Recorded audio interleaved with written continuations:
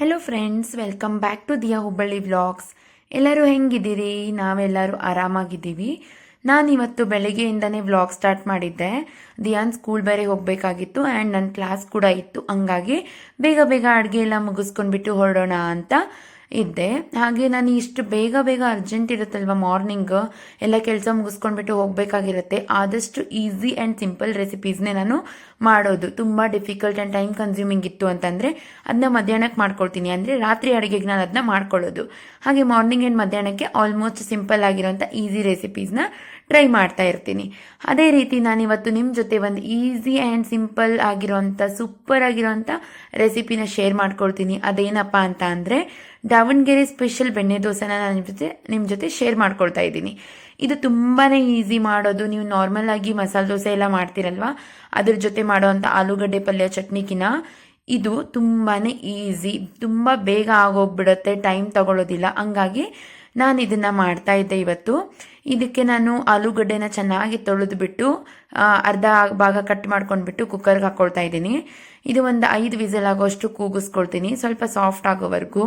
So 5 whistle ಆದರೆ ಸಾಕು, ತುಂಬ ಜಾಸ್ತಿ ಸಾಫ್ಟ್ ಆದರೂ ಕೂಡ ಚೆನ್ನಾಗಿರೋದಿಲ್ಲ.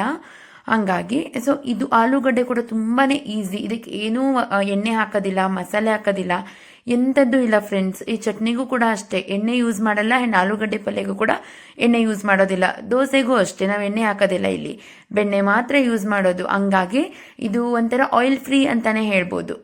ಓಕೆನಾ? ಸೊ ನಾನು ಆಲೂಗಡ್ಡೆ ಕುದಿಸ್ಕೊಳ್ಳೋದಕ್ಕೆ ಇಟ್ಕೊಂಡ್ಬಿಟ್ಟು ಇಲ್ಲಿ ನಾನು ಒಂದು ಪಾತ್ರೆಗೆ ನೀರು ಹಾಕ್ಕೊಂಡಿದ್ದೀನಿ. ನೀರಲ್ಲಿ 1 ಈರುಳ್ಳಿನ ಉದ್ದಿದ್ದು ಕಟ್ ಮಾಡ್ಕೊಂಡ್ಬಿಟ್ಟು ಹಾಕೊಳ್ತಾ ಇದ್ದೀನಿ. ಹಾಗೆ 4 ಮೆಣಸಿಕಾಯಿನ ನಾನಿಲ್ಲಿ ತಗೊಳ್ತಾ ಇದ್ದೀನಿ. ಮೆಣಸಿಕಾಯಿ ನಾನಿಲ್ಲಿ ತಗೊಂಡಿರೋದು ಇದಕ್ಕಲ್ಲ, ಏನು ಆಲೂಗಡ್ಡೆ ಪಲ್ಯಗಲ್ಲ, ಅದು ಚಟ್ನಿಗೆ. ಓಕೆನಾ? ಅದು ಎರಡನ್ನೂ ಕುದಿಸ್ಕೊಳ್ತೀನಿ ಫುಲ್ ಟ್ರಾನ್ಸ್ಪರೆಂಟ್ ಆಗೋವರೆಗೂ. ಓಕೆನಾ? ಹಾಗೆ ಇಲ್ಲಿ ನಾನು ದೋಸೆ ಹಿಟ್ಟು ಕೂಡ ರೆಡಿ ಮಾಡ್ಕೊಂಡಿದ್ದೀನಿ. ದೋಸೆ ಕೂಡ ನೀವು ನಾರ್ಮಲಾಗಿ ಮಸಾಲೆ ದೋಸೆಗೆ ಹೇಗೆ ಹಾಕ್ಕೊಳ್ತೀರಲ್ವ ಅದೇ ರೀತಿ.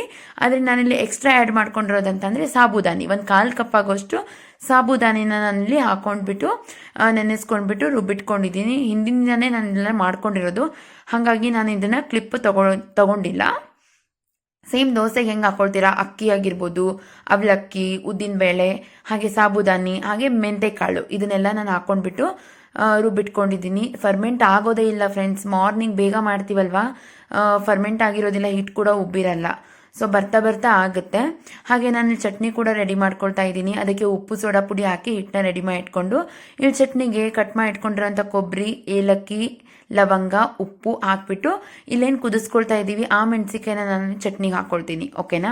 ಸೊ ಇಷ್ಟೇ, ಇದಕ್ಕೆ ಏನು ನೀವು ಆಯಿಲ್ ಕೂಡ ಆ್ಯಡ್ ಮಾಡಲ್ಲ, ಎಂಥದ್ದು ಇಲ್ಲ. ತುಂಬಾ ಈಸಿಯಾಗಿರುವಂಥ ರೆಸಿಪಿ ಅಂತಲೇ ಹೇಳ್ಬೋದು. ಇಲ್ಲಿ ನೋಡ್ತಿರ್ಬೋದು ನೀವು, ಇದು ಈರುಳ್ಳಿ ಎಲ್ಲ ತುಂಬಾ ಟ್ರಾನ್ಸ್ಪರೆಂಟ್ ಆಗಿದೆ, ಸಾಫ್ಟ್ ಆಗಿದೆ. ಹಾಗೆ ಮೆಣಸಿನ್ಕಾಯಿನೂ ಅಷ್ಟೇ ತುಂಬಾ ಸಾಫ್ಟ್ ಆಗಿದೆ. ಇದು ಕುದ ನಂತರ ಇದು ನೀರೆಲ್ಲ ಬಸ್ತಿಟ್ಕೊಂಡು ಬಿಡ್ತೀನಿ. ನೀರೆಲ್ಲ ಬಸ್ತಿಟ್ಕೊಂಡು ಈರುಳ್ಳಿನ ನಾನು ಇದು ಆಲೂಗಡ್ಡೆ ಏನು ಕುದಿಸ್ಕೊಂಡಿರ್ತೀನಲ್ವ ಅದು ಸಿಪ್ಪೆ ಎಲ್ಲ ತೆಗೆದ್ಬಿಟ್ಟು ಇದಕ್ಕೆ ಈರುಳ್ಳಿ ಒಂದು ಪಾತ್ರೆಗೆ ಹಾಕ್ಕೊಂಡು ಆಲೂಗಡ್ಡೆನ ಒಂದು ಪಾತ್ರೆಗೆ ಹಾಕ್ಕೊಂಡು ಇದನ್ನ ಚೆನ್ನಾಗಿ ಸ್ಮ್ಯಾಶ್ ಮಾಡ್ಕೊಳ್ಬೇಕಾಗತ್ತೆ. ಫುಲ್ ಸಾಫ್ಟ್ ಆಗೋ ರೀತಿ ಇದನ್ನ ಸ್ಮ್ಯಾಶ್ ಮಾಡ್ಕೊಳ್ಬೇಕು. ಹಾಗೆ ಇದಕ್ಕೆ ಉಪ್ಪನ್ನ ಹಾಕೊಂಡ್ಬಿಟ್ಟು ಕಲಿಸ್ಕೊಳ್ಬೇಕು.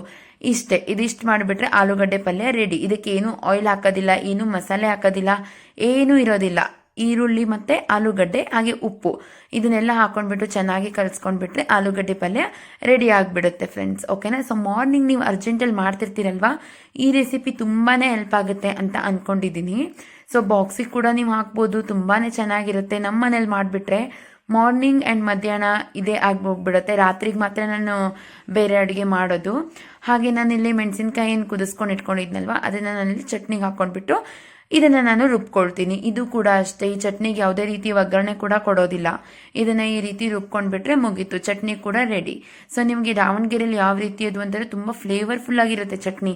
ಆ ರೀತಿ ಬೇಕು ಅಂದರೆ ಇಷ್ಟೇ ಸಿಂಪಲ್ಲಾಗಿ ಮಾಡ್ಕೊಳ್ಳೋದು. ಹಾಗೆ ನಾನಿಲ್ಲಿ ದೋಸೆ ಕೂಡ ಹಾಕ್ಕೊಳ್ತೀನಿ. ದೋಸೆನೂ ಅಷ್ಟೇ, ಕಲರ್ ಬರಬೇಕು ಅಂತ ಕೆಲವೊಬ್ರು ಕಡಲೆಬೇಳೆನ ಆ್ಯಡ್ ಮಾಡ್ಕೊಳ್ತಾರೆ.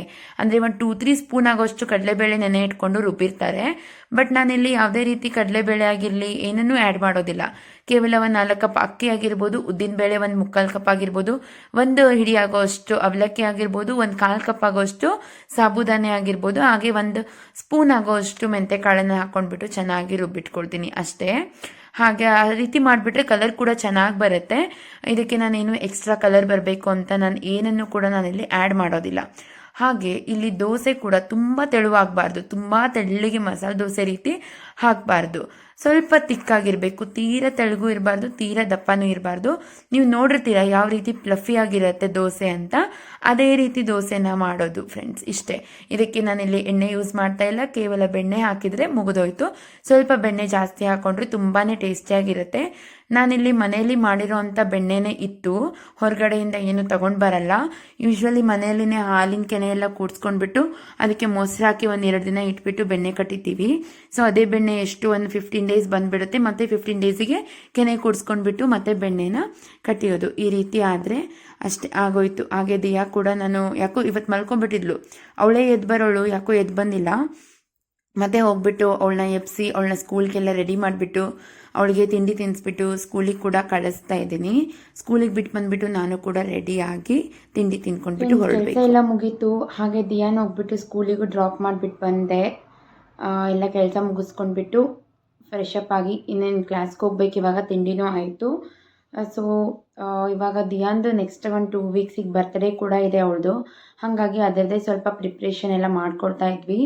ಅಂದರೆ ಪ್ರಿಪ್ರೇಷನ್ ಅಂದರೆ ಏನು ಗ್ರ್ಯಾಂಡಾಗಿ ಏನು ಸೆಲೆಬ್ರೇಟ್ ಮಾಡ್ತಾ ಇಲ್ಲ. ಅವಳು ಡ್ರೆಸ್ ಆರ್ಡರ್ ಮಾಡೋದು, ಹಾಗೆ ಅವಳಿಗೇನು ಸ್ಕೂಲಲ್ಲಿ ಕೊಡೋದಕ್ಕೆ ರಿಟರ್ನ್ ಗಿಫ್ಟ್ಸ್ ಇದೆಲ್ಲ ಬೇಕಂತೆ.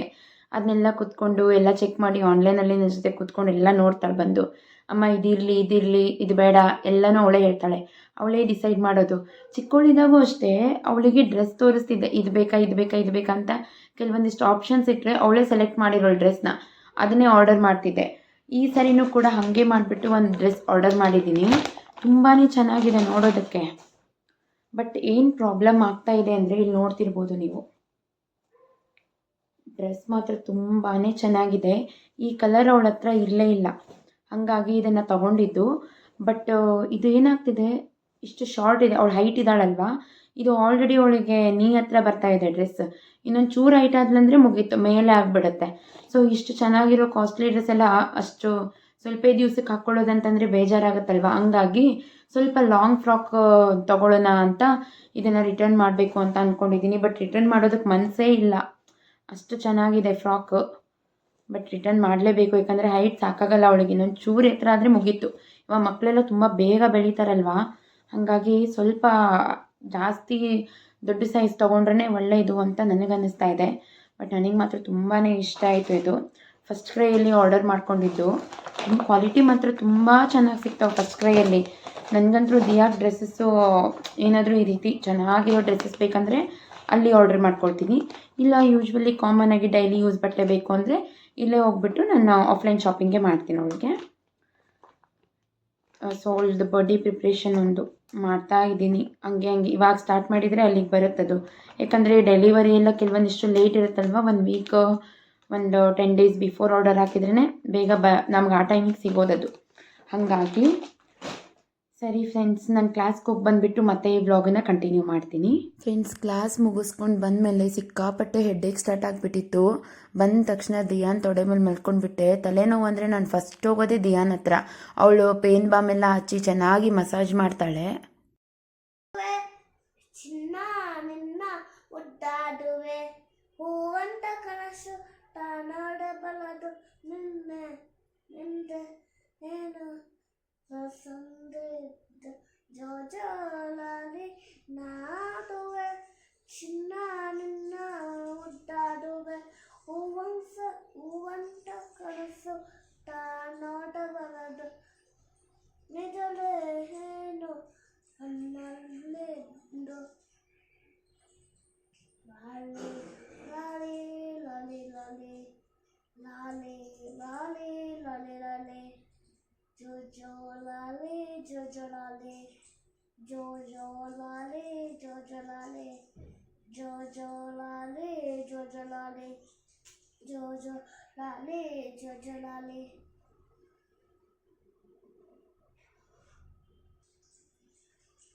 ನೋಡಿದ್ರಲ್ವಾ ಯಾವ ರೀತಿ ಮಾಡ್ತಾಳೆ ಅಂತ. ಅವಳ ಜೊತೆ ಇದ್ಬಿಟ್ರೆ ಸಾಕು, ಎಷ್ಟು ಪೇನ್ ಇದ್ದರೂ ಅದು ಕಡಿಮೆ ಆಗಿಬಿಡುತ್ತೆ. ಅವಳು ಆ ರೀತಿ ಮಾಡ್ತಿರ್ತಾಳೆ. ಹಾಡಾಡೋದು, ಮಲಗಿಸೋದು ತುಂಬ ಚೆನ್ನಾಗಿರುತ್ತೆ ಅವಳ ಜೊತೆ.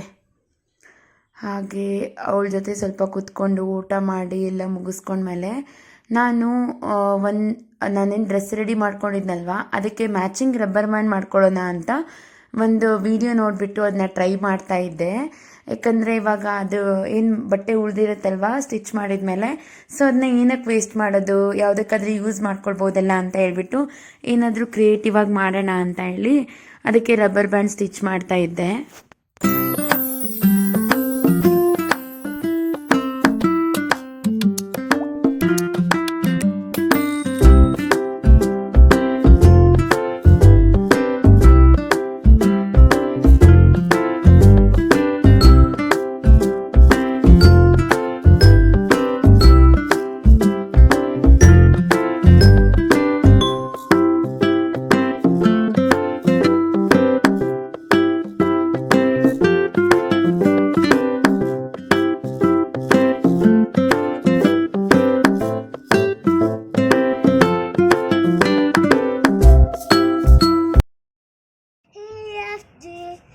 H-I-J-K, hello better P, Q, R, S, T, U, V, W, X, Y,